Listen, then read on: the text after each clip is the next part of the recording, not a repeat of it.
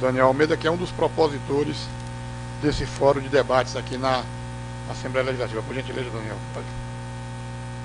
Não, apenas para cumprimentar nosso colega Valdenor, o Robson. Nós três somos os baianos que compomos essa comissão especial e decidimos fazer esse debate aqui.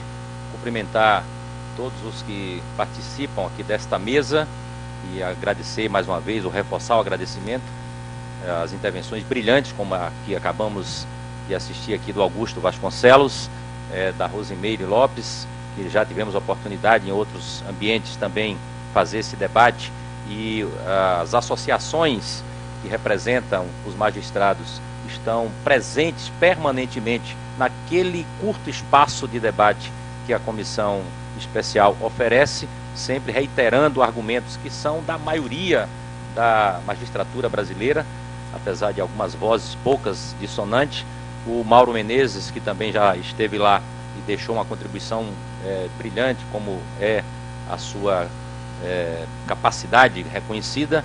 Cumprimentar o Cedro Silva, nosso companheiro da CUT, e o Alberto Balazeiro, que teve que sair para um outro compromisso. E o Ministério Público também tem levado argumentos, dados, fatos, que são inquestionáveis. A gente percebe que alguns escutam, mas não absorvem ou não querem levar em conta, mas em algum momento vão ter que levar em conta, porque os argumentos são irrefutáveis a respeito desse tema.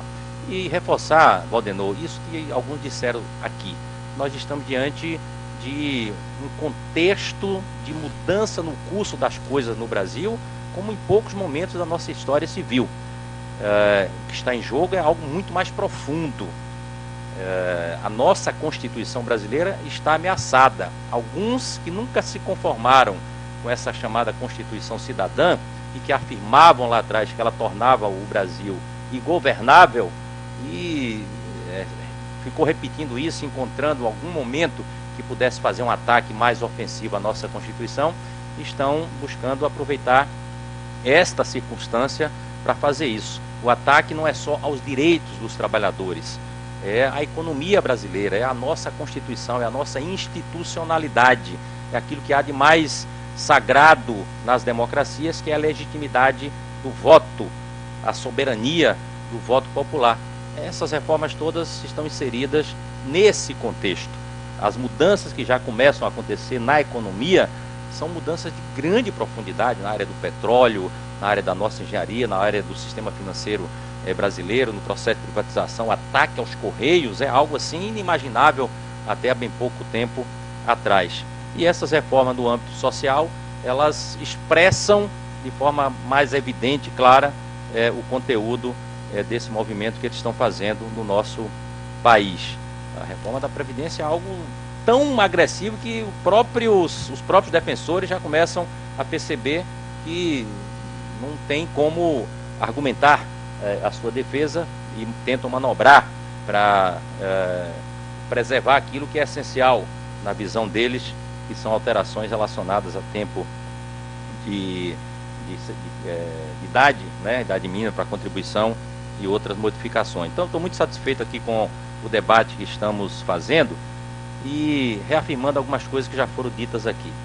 Quando você pega a justificativa para a reforma trabalhista, estão lá alguns elementos. Essa mudança é para gerar mais empregos. O objetivo é gerar emprego. Diante da crise de 13 milhões de desempregados, a reforma é necessária para gerar mais emprego. É para modernizar a legislação que está muito antiga. É para diminuir o volume de ações na Justiça do Trabalho. É para diminuir o custo do trabalho, que é muito pesado no nosso país.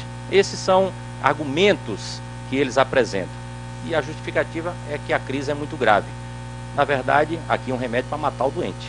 É guilhotina no pescoço dos trabalhadores, do direito dos trabalhadores, da nossa Constituição, da economia brasileira. Isso não é um tema só do mundo do trabalho, é um tema da sociedade brasileira, como já foi dito aqui. Afeta os pequenos municípios, a pequena atividade econômica e os grandes negócios no nosso país. Está na hora de nós percebermos a necessidade de formar um pacto para fortalecer a atividade produtiva. e não dar mais espaços ao sistema financeiro que leva tudo. Esse sim leva a maior parte do nosso orçamento sem produzir retornos, na contramão do que aconteceu pelo mundo afora. Todos os momentos de crise, o papel do sistema financeiro foi relativizado ou se garantiu condições de favorecer a atividade produtiva, reduzindo juros, por exemplo. Aqui no nosso país, exatamente na contramão. Então, essa premissa de que vai modernizar, vai gerar mais empregos, que vai diminuir o volume de ações na Justiça do Trabalho, que diminui o custo do Brasil, tudo isso tem sido desmentido cotidianamente. A demonstração é que nenhum modelo de flexibilização em nenhum lugar do mundo gerou mais empregos. Por que nós vamos percorrer o que o México já negou, a Argentina, a Espanha? Portugal agora está indo na contramão. Portugal está virando uma onda na Europa. Olha, Portugal está saindo da crise. Está saindo da crise porque não adotou esse receituário. Por que nós vamos fazer isso? A nossa CLT está velha, está caduca, tem 74 anos, é o que eles dizem.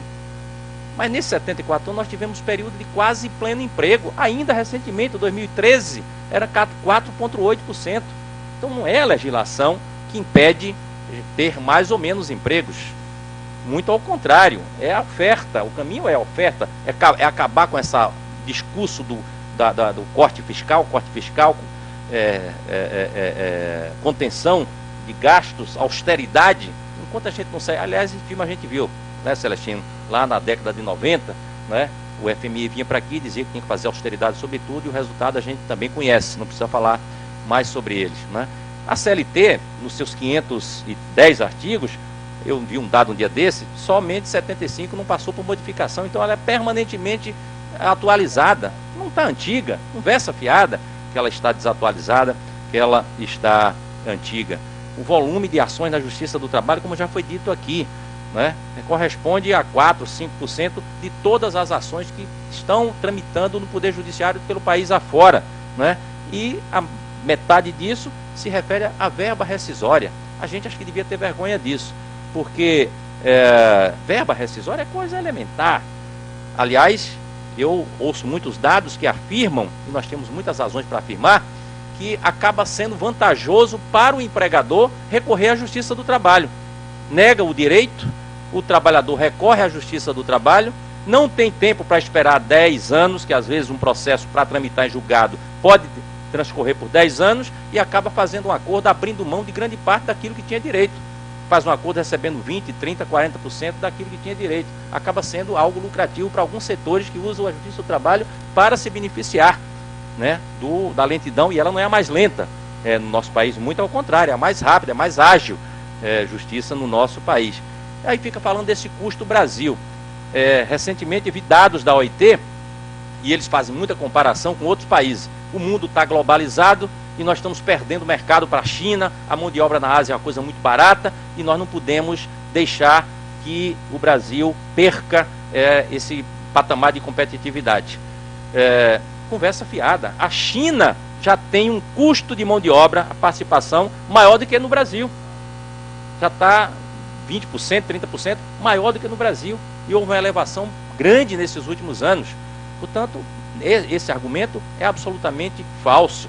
É o contrário, se você precariza, se você não qualifica as pessoas não entram numa empresa, não tem uma progressão a partir da sua capacidade produtiva, você compromete a produtividade no Brasil. Esse é que é o grande risco, que é para a economia como um todo, né? Então essas premissas são premissas completamente falsas, né?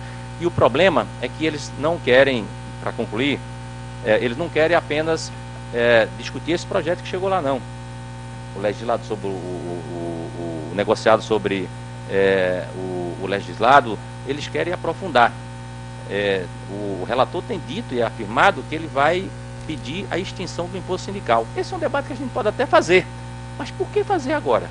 E pasmem, eles querem tirar o imposto sindical dos trabalhadores e manter do patronal? Brincadeira. Brincadeira, né? Brincadeira. Do sistema S, né? Então, o que é isso? Num momento como esse, fragilizar o que já está frágil, que é essa relação desigual entre o capital e o trabalho. Eu estou muito confiante que a gente terá capacidade de resistir cada dia, e é isso que a gente está buscando fazer aqui. As pessoas que têm contato com esses dados, com essa realidade, vai se mobilizando, vai resistindo, e é por isso que eu já vejo muitos parlamentares sem conseguir circular no nosso país, porque a base está acompanhando a posição de cada parlamentar. Esse é o exercício da democracia. Nós temos que expor e nos submeter ao crivo da opinião pública, as nossas opiniões e os nossos votos, e eu tenho certeza que nós vamos ter capacidade de resistir em nome dos interesses do nosso país. Então, parabéns a vocês que vieram aqui, um agradecimento especial, e vamos dar oportunidade aqui para o debate. Obrigado. Obrigado ao companheiro, colega Daniel Almeida.